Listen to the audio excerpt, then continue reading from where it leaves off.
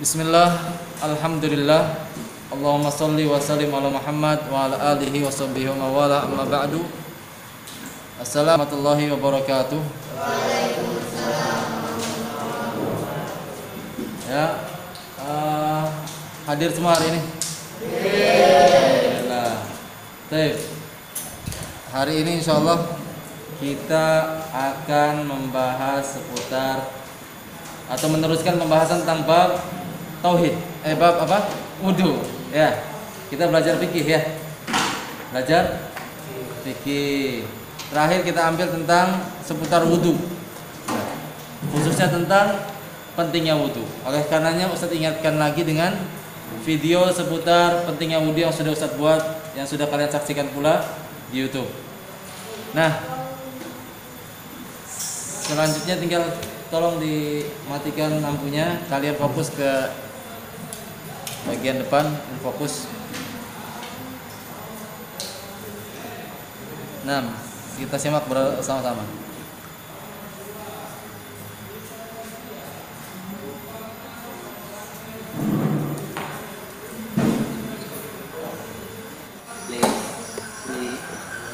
Kalian online.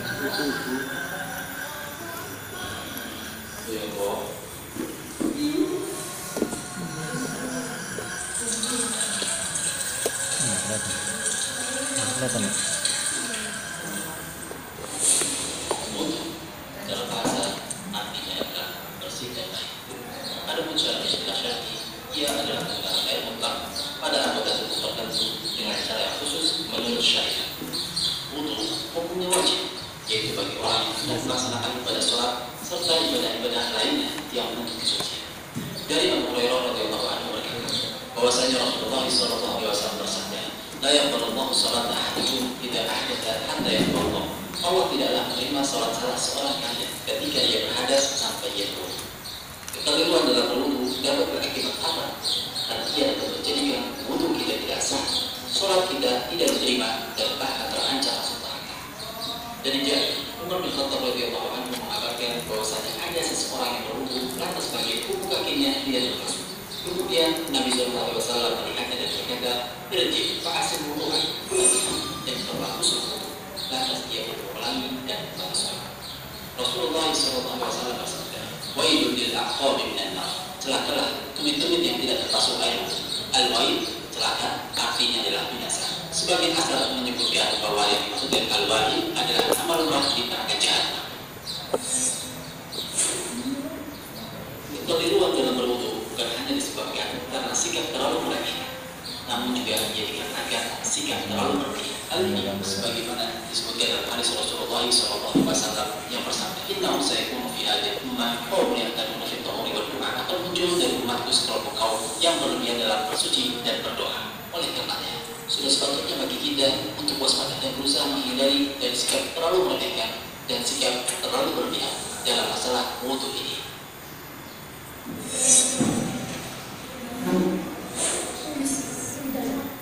Wudu bukan hanya sekedar rutinitas harian muslim yang biasa, namun ia adalah suatu amalan yang luar biasa karena padanya terdapat keutamaan yang juga luar biasa. Keutamaan wudu mendapatkan cinta Allah Ta'ala. Allah Ta'ala berfirman, "Innallaha yuhibbut tawwabin wa yuhibbul mutatahhirin." Sesungguhnya Allah menyukai orang-orang yang bertobat dan menyukai orang-orang yang senantiasa mensucikan diri. Mendapatkan ampunan Allah Ta'ala. Rasulullah SAW bersabda, "Man tawadda'a fa ahsana wudu'a, kharajat khataaya." Saya kesalahan-kesalahannya keluar dari badannya hingga keluar dari bawah kuku. Mendapatkan doa malaikat. Rasulullah SAW bersabda, "Man bada tahiran, bada fi syi'arihi malik, falam yastayqid illa qala malik, Allahumma fil hamdika fulan, fa innahu bada tahiran." Barang siapa tidur di malam hari dalam keadaan suci, maka malaikat akan tetap menyertainya. Lalu ketika ia bangun, niscaya malaikat itu akan berucap, "Ya Allah, ampunilah hamba si fulan, karena ia tidur di malam hari dalam keadaan suci." Mendapatkan cahaya di akhirat. Rasulullah SAW bersabda, "Inna ummati yud'auna yaumil qiyamah nurran muhajjalina min athari al-wudu." Sesungguhnya umatku akan dipanggil pada hari kiamat nanti dalam keadaan dahi, kedua tangan dan kaki mereka bercahaya karena bekas wudu. Mendapatkan jaminan masuk surga. Rasulullah SAW bersabda, "Man tawadda'a fa ahsana wudu'a, thumma shalla rak'ataini yuqbilu 'alaihima bi qalbihi wa wajhihi, wajabat lahu jannah." Barang siapa yang berwudu dengan wudu yang baik, kemudian ia melaksanakan sholat 2 rakaat dengan hati yang khusyuk, maka wajib baginya mendapatkan surga. Mendapatkan pengampunan doa. Rasulullah SAW bersabda, "Ma min 'abdin bata 'ala tuhuri, thumma ta'arrada min al-laili fas'ala Allah syai'an min amri dunya aw min amri akhirah illa a'ta."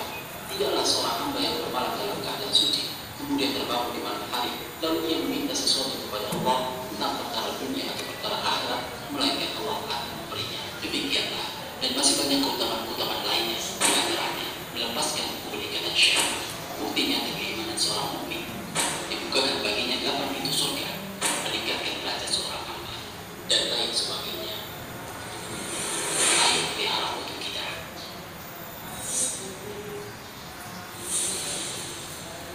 Ya, itu tadi tentang keutamaan wudu. Ya, kita semua tentu pengen dapat keutamaan itu semuanya. Ada Ustaz sebutkan di video ini ada berapa? 6 keutamaan. Yang pertama itu mendapatkan cinta Allah Ta'ala. Mendapatkan cinta Allah Ta'ala. Siapa yang mau dapat cinta Allah Ta'ala? Orang kalau sudah Allah cintai, ya. Tahu kalian bagaimana kejadian di alam sana? Kalau Allah sudah mencintai seseorang, maka Allah akan memanggil malaikat Jibril. Malaikat Jibril, saksikanlah aku mencintai si fulan, maka cintailah dia. Kemudian Jibril pun turun menyampaikan kabar ini kepada penduduk langit. Berarti langit ada penduduknya dong? Iya. Apa siapa penduduknya? Malaikat. Bukan alien, bukan? Bukan alien, bukan? Ya, malaikat. Ya, kita melihat Al-Quran dan Al-Hadis. Ya, karena yang memiliki alam semesta ini siapa? Allah. Dan Allah mengabarkan kepada kita dalam Al-Quran, ya, tentang seputar atau tentang alamnya. Yang penduduk langit adalah malaikat. Maka malaikat Jibril pun mengabarkan kepada penduduk langit bahwasanya Allah mencintai si fulan.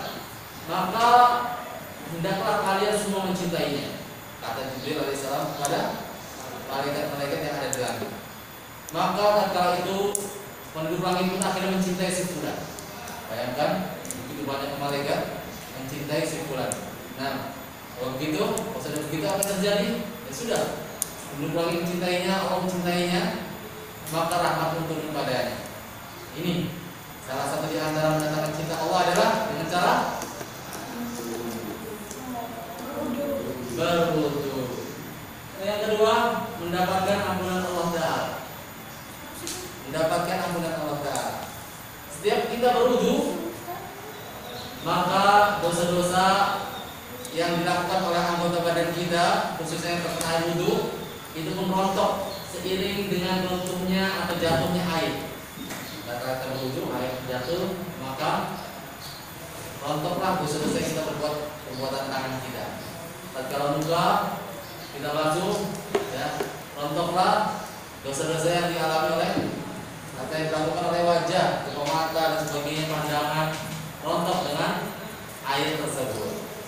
Nah, ini semuanya Ustaz tidak bisa sebutkan satu persatu. Cukup kalian ya sudah pahami, baca saja di sini. Mendapatkan doa malaikat, mendapatkan cahaya di akhirat nanti. Tatkala kita datang ke akhirat, semuanya pun bercahaya. Yang orang-orang muslim. Nah, orang kafir melihat orang muslim baru bercahaya, pengen cahaya tatkala hari itu sangat gelap. Orang butuh cahaya. Hari yang sangat mengerikan, sehingga orang-orang kafir pun menginginkan cahaya. Tolong berikan kami cahaya. Ya, ada di kalangan orang-orang muslim cahayanya bagus, terang wajahnya, sesuai wudhunya yang bagusnya bagaimana. Wudhunya bagus, maka cahayanya pun bagus. Ada orang yang jalan dengan cahaya tersebut. Jadi dia jalan dengan cahaya yang Allah berikan padanya. Ada cuma cahayanya ada di jempolnya doang. Dia mencari jalan dengan cahaya tersebut. Nah, ini salah satu di antara keutamaan wudu. Maka perbaguskan wudu kalian. Ya, salah satunya dengan cara kita apa? Mempelajari wudhu ini. Nah, selanjutnya apa? Mendapatkan jaminan masuk surga. Siapa yang mau masuk surga? Semua kita mau masuk surga. Dan yang terakhir yang saya sampaikan di sini itu mendapatkan pengabulan doa. Malam-malam sebelum tidur kalian wudhu. Kalau bangun tidur atau terbangun pada malam hari, kalian bangun, ya maka kemudian kalian berdoa, Allah pun akan mengabulkan. Itu adalah janji Allah. Ini cara-cara gampang, ya supaya keinginan kalian terkabul adalah dengan cara ini, menjaga wudhu kalian khususnya tatkala malam hari sebelum tidur. Ini kalian mau mengikuti semuanya? Ya, kita harus memperbaiki cara wudhu kita. Bisa jadi cara wudhu kita selama ini tidak benar, yang mana konsekuensinya kita tidak akan dapatkan ini semuanya. Apalagi bukan hanya itu, bahkan sholat kita pun apa? Tidak diterima oleh Allah Ta'ala. Nah, sebagaimana pada video berikut ini yang dijelaskan, ya, kalian perhatikan kembali. Kak.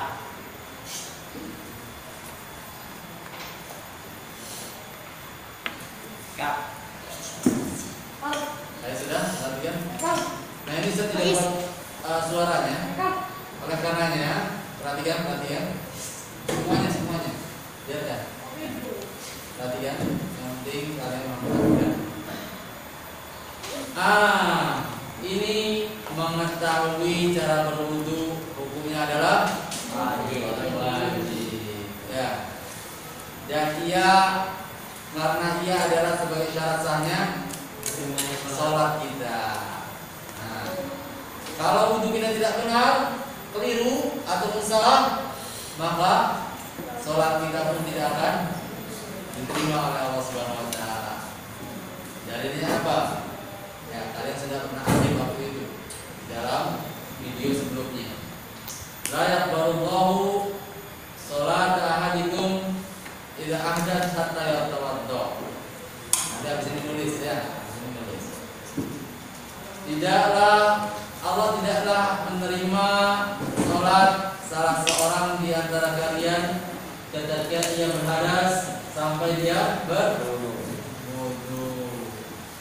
Ini sekarang saya tanya kalian, mengetes, apakah kalian sudah paham masalah, sudah tahu tentang hukum-hukum wudu atau belum? Ada orang tatkala berwudu dia tidak mengucapkan bismillah, bagaimana hukumnya? Sah tidak wudunya? Ada yang bilang sah, ada yang tidak. Yang benar yang mana? Coba yang bilang sah, acung tangan. Pede saja pede. Ya, nggak ada. Berarti tidak sah semua. Nah, ya itu pentingnya kita belajar wudu. Apakah selama ini kita mengucapkan bismillah sebelum wudu? Enggak. Nah, ayo. Berarti wudu kita bagaimana? Salat kita bagaimana selama ini? Hati-hati dengan wudu kita. Benar atau tidak wudu kita pelajari sekarang. Paham nih? Sebelumnya kita belajar, kita harus pahami hukum-hukum dulu. Apa itu hukum wudu? Hukum wudu yang perlu kita ketahui ada 4. Yang ini perlu kalian tulis. Ini perlu kalian tulis. Ya, silakan dicek. Jadi wudu ada 4 hukum yang mesti terketahui dalam wudu. Yaitu syarat wudu. Ya, syarat wudu. Kemudian rukun wudu, wajib, dan sunnah.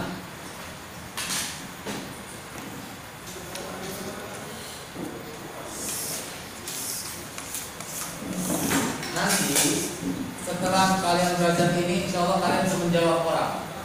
Bagaimana hukumnya orang wudu gak mau mengucapkan bismillah? Oh, ini hukumnya gini, jelas. Insya Allah. Bagaimana seseorang yang hukum wudunya nggak sampai siku membasuhnya. Oh ini tidak sah misalkan.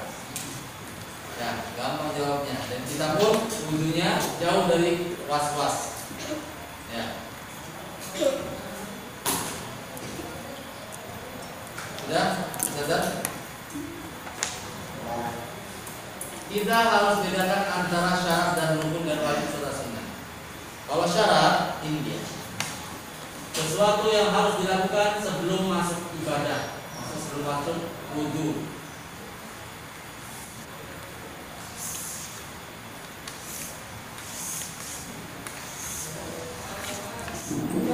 Ya, syaratnya. Kemudian ada pun bedanya dengan rukun apa? Kalau rukun itu yaitu sesuatu rukun sekaligus yang wajib. Syarat beda sendiri dengan rukun dan wajib. Rukun dan wajib ini sama dalam satu sisi, yaitu sesuatu yang harus dilakukan sesudah masuk ibadah. Maksudnya sesudah di sini, tatkala sudah masuk ke dalam ibadah. Maksudnya kita sedang di dalam ibadah tersebut, atau tatkala kita beribadah, atau tatkala kita wudu. Ya, tatkala kita berwudu di dalamnya. Kalau syarat sebelum kita berwudu ibadah. Kalau rukun kita berada dalam keadaan wudu, orang sedang berwudu. Bisa dibedakan? Kalau syarat itu sebelum wudu, kalau rukun dan wajib ada di dalam wudu. Ya, ini yang harus kita lakukan. Adapun yang terakhir itu sunnah. Ia adalah sesuatu yang dianjurkan untuk dilakukan sebelum masuk ibadah atau sesudah masuk ibadah ataupun setelah selesai ibadah.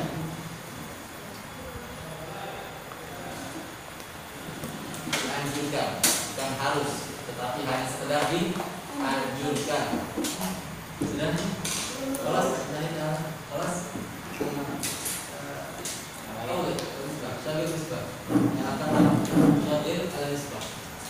Yang akan Syukran akhir jazakallahu khair. Nah,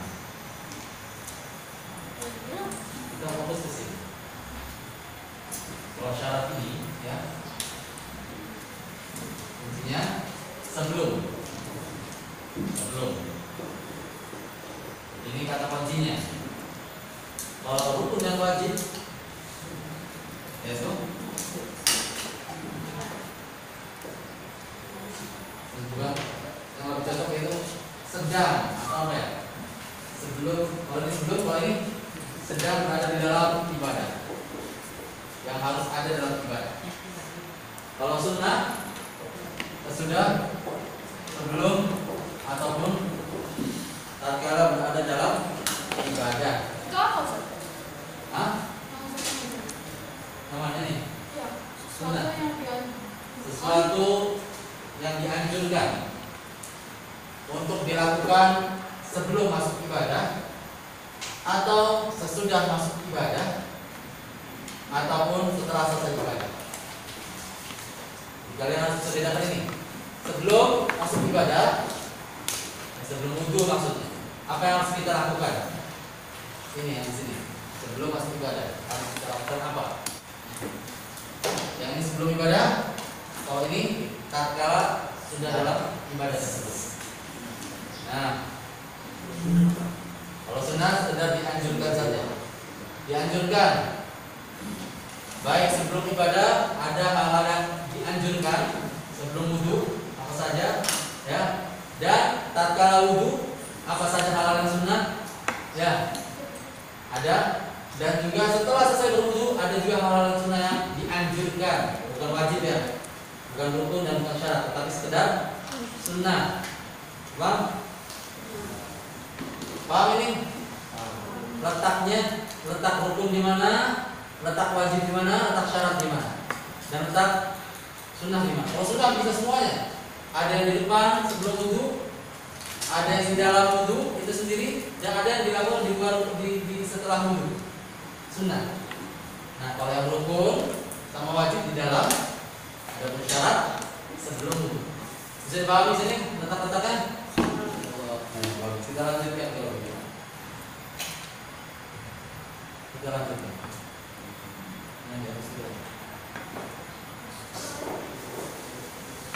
Nah, ini selanjutnya kalian akan ketahui apakah sah atau tidak sholat apabila kalian meninggalkan syarat atau rukun atau wajib atau sunnah. Dari sini kalian pegang kaidah ini supaya kalian bisa menjawab dan supaya kalian bisa menjawab untuk diri sendiri dan juga bisa kalian jawab untuk orang lain. Hukum sah atau tidaknya sholat. Paham? Ya. Untuk ini adalah untuk syarat dan rukun apabila ditinggalkan. Kita tinggalkan. Bagaimana hukumnya meninggalkan syarat dan rukun? Hukumnya yaitu apabila ditinggalkan dengan sengaja maupun tidak dengan sengaja, maka ibadahnya akan batal atau tidak sah. Nah, kalau meninggalkan apa? Syarat dan rukun. Sengaja maupun tidak sengaja, lupa maupun tidak lupa, maka tetap sholat ibadahnya atau wudunya apa? Batal atau tidak sah. Jadi ini batal. Kalau meninggalkan syarat dan rukun maka sudah tidak sah hukum. Gampang terjawab. Oh, saya lupa tadi nggak lakukan ini, rukun ini. Oh, batal. Nah, gampang jawabnya. Ya. Bagaimana kalian tulisnya? Ustaz, kalian kasih kebebasan kalian cara menulisnya bagaimana? Ya. Boleh bikin akaran, boleh bikin kesadaran tulisan biasa titik 2, kemudian penjelasan dan lain sebagainya. Nah, nanti kalian pahami rincian tentang hukum wudu ini. Nah, kemudian bagaimana kalau meninggalkan wajib? Wajib dalam wudu cuma satu. Wajib dalam wudu cuma satu, yaitu apa? Ada yang tahu? Wajib itu berarti sesuatu yang harus dilakukan di dalam ibadah. Sudah kita masuk ibadah nih, sudah masuk wudu. Ada hal yang wajib kita lakukan satu. Apa itu? Ada yang tahu? Mengucapkan Bismillah itu wajib. Nah, ini bagaimana? Yang tadi saya tanyakan. Kalau meninggalkan Bismillah bagaimana hukumnya? Tadi ada yang bilang sah, ada yang bilang tidak sah. Sekarang kita tahu mana yang benar, ya, mana yang sesuai. Meninggalkan wajib dalam wudu apa bagaimana hukumnya? Yaitu kita lihat di sini. Nah, ini jawabannya. Jika ditinggalkan dengan sengaja, maka ibadah akan batal. Kalau sengaja, kalau tidak lupa, sadar dia tinggalkan, nggak usah lah, langsung wudu. Ucapkan Bismillah, tidak batal. Ya, maka apa? Akan batal. Karena sengaja tinggalkan, nggak lupa, ya, sengaja sadar. Tapi, namun jika ditinggalkan tidak dengan sengaja atau lupa, maka ibadahnya tidak batal atau dianggap sah. Kalau lupa, nggak apa-apa. Kalau meninggalkan wajib, sah. Kalau tidak sengaja, berarti dua-duanya jawaban kalian dengan semuanya tadi. Ada yang bicara, ada yang menyampaikan sah, ada yang menyampaikan tidak sah. Berarti jawabannya benar semuanya. Hanya saja ini rinciannya. Kalau sengaja ditinggalkan maka batal. Kalau tidak sengaja atau lupa maka apa? Kalau lupa tidak batal atau tetap sah sholat atau wudu. Ini ya, kalian sekarang bisa jawab ya, bagaimana kalau meninggalkan Bismillah atau lupa baca Bismillah atau wudu. Nah, jadi alhamdulillah ada lega sekarang ya, ada lega. Nah, tapi yang lebih baik adalah mengucapkan. Ya jelas mengucapkan terus, karena kalau lupa kalau tidak lupa sengaja apa bisa karena ada ulama yang mengatakan tetap lupa ataupun tidak lupa batal. Karena bacaan Bismillah bagi mereka bukan wajib, tetapi bagi mereka adalah syarat atau rukun. Ya, maka lupa atau tidak lupa tetap tidak sah sholatnya. Itu ada ulama yang demikian pendapatnya. Karena fikih ini luas, banyak pendapat-pendapat. Tetapi kita cari ya yang sesuai dengan dalil-dalil yang ada, yang lebih dekat dengan dalil yang ada, insyaallah taala. Paham ini? Maka usahakan bismillah. Ya, jangan tinggalkan. Ustaz, bagaimana Ustaz kalau misalkan ingatnya di tengah-tengah, tatkala sudah sampai tangan? Apa? Ulang.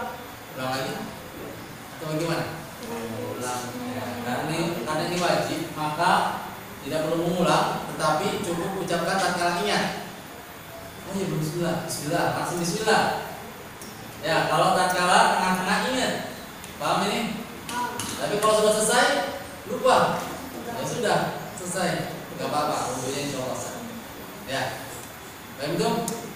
Nah, jadi ini kalau pas tengah-tengahnya baru ingat, maka langsung ucapkan bismillah tatkala itu. Ya, ini dia. Tuan, jangan remehkan ucapan bismillah. Ya. Yang namanya bismillah itu pendek, ringan, singkat, padat, jelas. Tetapi dampaknya di alam gaib sana, ya maksud daerah lingkungan setan, jin, itu sangat luar biasa. Bila kalian baca bismillah, jin jadi terhalang, tidak bisa makan bersama kalian. Apa? Jin tidak bisa makan bersama kalian, atau setan. Ya, setan tidak bisa makan bersama kalian. Tapi kalau kita tidak baca bismillah, maka dengan senang hati setan pun melahap bersama kita makanan-makanan kita. Oleh karenanya, setan betah dengan orang yang makan, minum, tidak baca bismillah. Betah. Bahkan bisa jadi masuk ke dalam tubuhnya. Karena dia di situ dapat makan terus, gratis lagi. Siapa yang nggak mau? Gemuk-gemuk setan mungkin. Ya. Nah, maka ini bismillah, jangan remehkan. Bahkan dalam bismillah tersebut setan pun tidak bisa membuka pintu yang diucapkan bacaan bismillah. Kalau kalian di rumah, kalian tutup pintu malam-malam, jangan lupa bismillah, bismillah.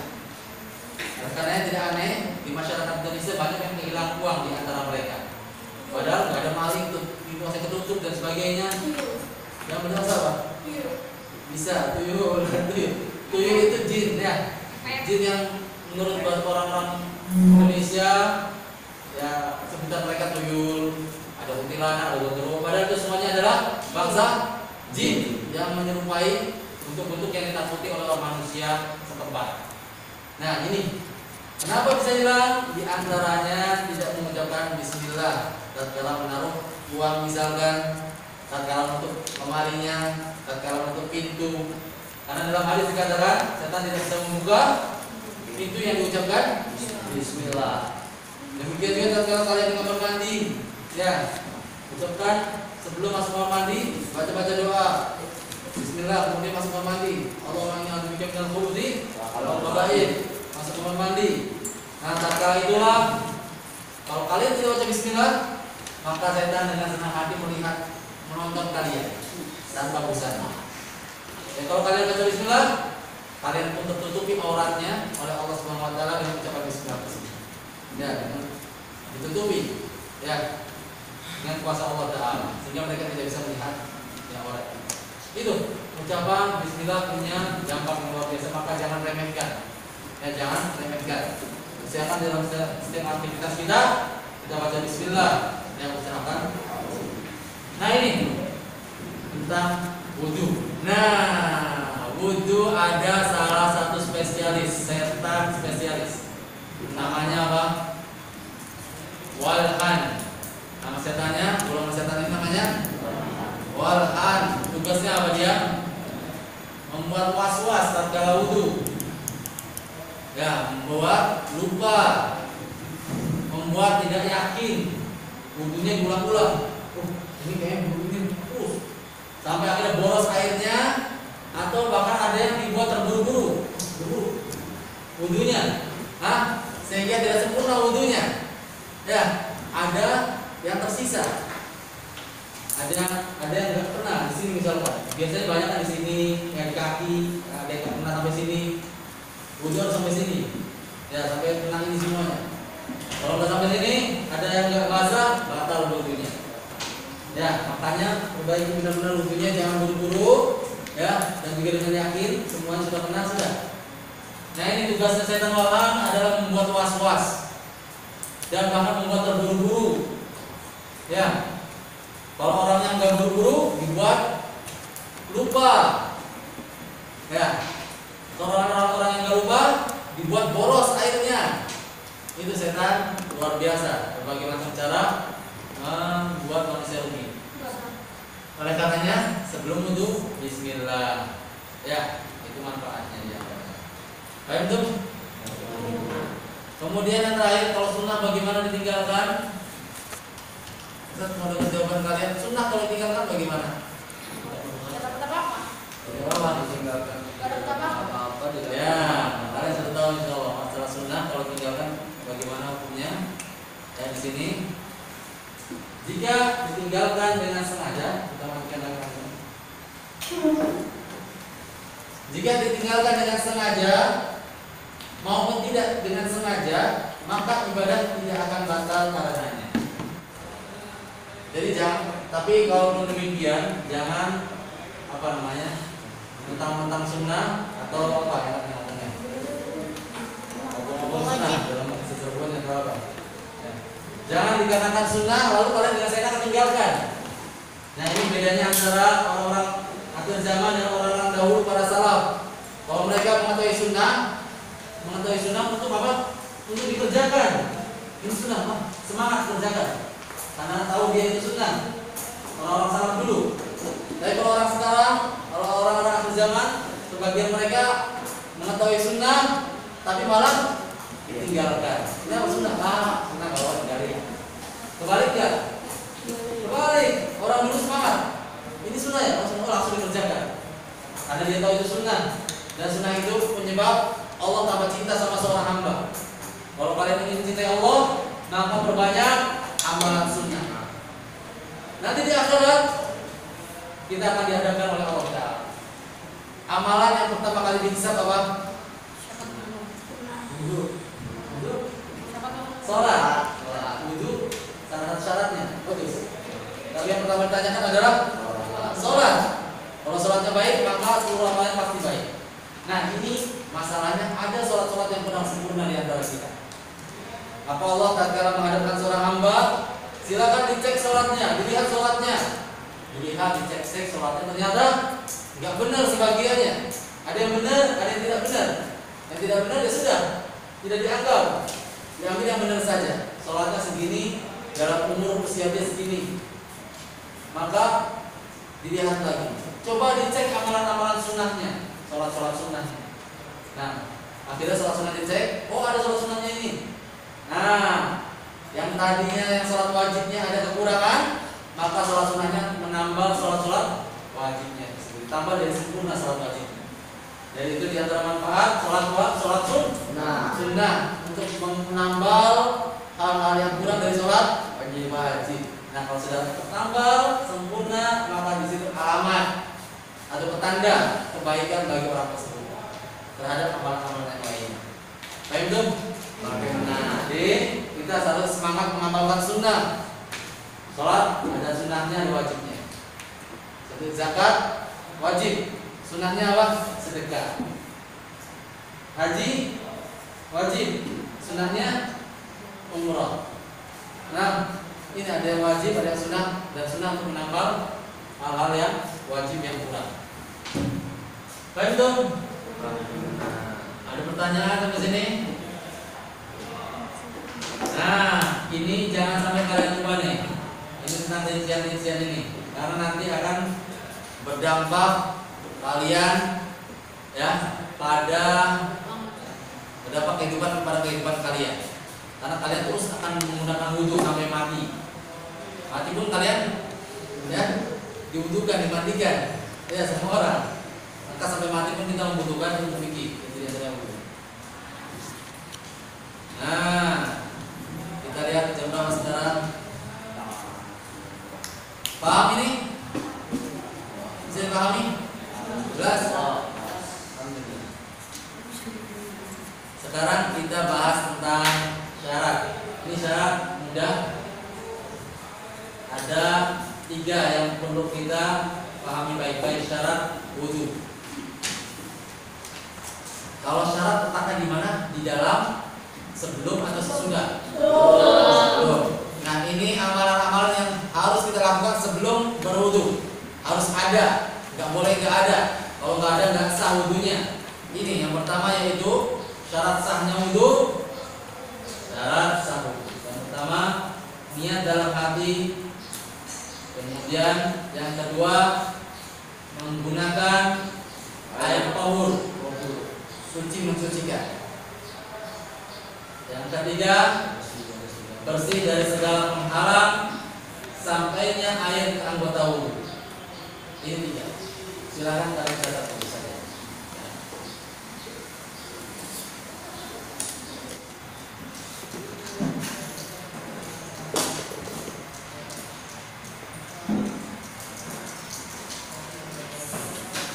Sudah selesai? Sudah. Nah, ini berarti kalau kita tidak melakukan syarat-syarat ini, maka akan tidak sah wudhu kita. Yang pertama itu, niat. Niat dalam hati. Ya, niat memang dalam hati. Seluruh ulama sepakat, nggak ada yang menentang bahwasanya niat itu letakkan di dalam hati. Dan seluruh ulama, semua ulama sepakat bahwasanya nggak perlu diucapkan, nggak harus, nggak wajib diucapkan. Ya, semuanya nggak ada khilaf. Dengan dalil innamal a'malu binniyat, bahwasanya amalan itu tergantung niatnya. Jadi kalau ada orang berniat, ya, tapi diucapkan misalkan, ucapannya salah, tapi niatnya benar, sah nggak kira-kira? Sah. Ya, ucapannya salah. Ya, saya niat mau ini padahal nggak sesuai dengan hatinya. Hatinya yang dianggap. Karena niat letakkan dalam hati, bukan di lisan, bukan di ucapan. Ya. Walaupun di sana ada kalangan ya kaum muslimin yang mengatakan, ada yang mengatakan boleh diucapkan niatnya, ada yang mengatakan makruh. Ya, makruh apa artinya? Dibenci, ya, dibenci, tidak disukai kalau makruh itu. Ya, ada juga yang berpendapat bahkan haram untuk melafadzkan niat. Tapi semuanya sepakat niat dilafadzkan, diucapkan bukanlah wajib. Baik orang yang mengatakan bolehnya, orang yang mengatakan makruhnya, orang yang mengatakan haramnya, semuanya sepakat hukumnya bukan wajib, ditinggalkan tetap sah kalau tidak diucapkan, tetapi harus di dalam hati ada. Paham di sini? Ya, santum. Ya, kemudian menggunakan air tohur. Menggunakan air tohur yaitu air suci mensucikan. Waktu kalian online, Ustaz share tentang macam-macam air. Ya. Ada air tohur, ada air apa lagi? Tohir. Nah, air apa? Nah, kemudian ada air mutanajis, ya, atau air najis. Kalau air tohur, air suci mensucikan. Kalau air tohir, air suci tapi tidak mensucikan. Contohnya apa air tohir? Kopi, teh, ya. Ini sekilas.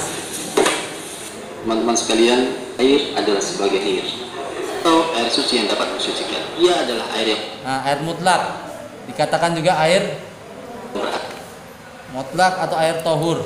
Nah, ini sama. Air mutlak atau air tohur. Air tohir mutahhir sama juga. Air suci yang dapat mensucikan. Ini terjemahannya. Ini istilah-istilah lainnya dalam kitab-kitab lainnya. Kita air tohur, air mutlak. Contohnya berasal dari langit atau bumi yang masih pada sifat asli penciptaannya, seperti air hujan, air laut, air sungai, air sumur, air salju, air embun, dan air mata air. Nah, ini dia yang sah digunakan untuk berwudu. Sebagai syarat wudu harus ada air-air ini. Boleh air manapun, air sumur di rumah kalian, air sumur yang diambil dari tanah, ya. Air sungai, air salju, air embun, air mata air, air laut, dan air hujan. Ini yang dinamakan air tahur. Sudah habis waktunya. Ya sudah. Yang ketiga tadi apa? Yang ketiga yaitu apa yang ketiga tadi? Bersih dari segala penghalang yang dapat menghalangi sampainya air ke anggota wudu kita. Seperti apa contohnya? Cat. Ya, dihilangkan dulu catnya. Kalau cat kan nggak kena air tuh nanti kulit kita. Tapi kalau spidol, pulpen, air masih bisa masuk ke pori-pori, ke kulit. Tip X itu nggak boleh, harus dibersihkan dulu. Ya, karena tip X bisa menghalangi air. Tapi kalau pulpen, air masih bisa masuk nggak? Masih bisa, nggak masalah. Ya, asalkan jangan tebal pulpennya. Ya, jadi diusahakan dihilangkan dulu. Itulah syarat-syarat yang harus kita lakukan sebelum berwudu. Paham di sini? Kalau meninggalkan syarat, maka hukumnya bagaimana? Batal wudu kita. Sudah, kita tutup karena waktunya sudah habis. Kita tutup dengan doa kafaratul majelis. Subhanaka wa bihamdik, asyhadu an la ilaha illa anta, astaghfiruka wa atubu ilaik. Assalamualaikum warahmatullahi wabarakatuh.